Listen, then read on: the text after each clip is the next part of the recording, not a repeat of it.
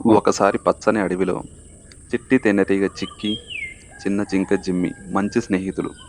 వారు రోజంతా కలిసి ఆడుకుంటూ, మాట్లాడుకుంటూ ఆనందంగా గడిపేవారు. ఒకరోజు చిక్కి అందమైన పువ్వుల నుండి తేనె సేకరించేసరికి దానికి గర్వం పెరిగిపోయింది. నాకులాంటి తేనెటీగలు లేనిదే ఎవరికీ తీపి తేనె దొరకదు. అందరూ మా వల్లనే తీపి రుచి చూస్తున్నారు అని గర్వంగా చెప్పింది. ఆ మాటలు విన్న జిమ్మి చిన్నగా నవ్వి, అలాగే నా చిక్కి, మరి స్నేహం తీపితనం ఏది అని ప్రశ్నించింది. చిక్కి ఆలోచించింది. తేనె చాలా తీపిగానే ఉంటుంది, కానీ స్నేహం అది ఏంటని ఆశ్చర్యపోయింది. అదే సమయంలో వాన మొదలైంది. చిక్కికి ఎక్కడికి వెళ్ళి దాక్కోవాలో అర్థం కాలేదు.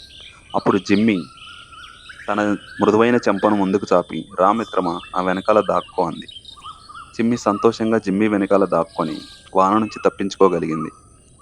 ధన్యవాదాలు జిమ్మి, నువ్వు లేకపోతే నేను తడిసిపోయేదాన్ని.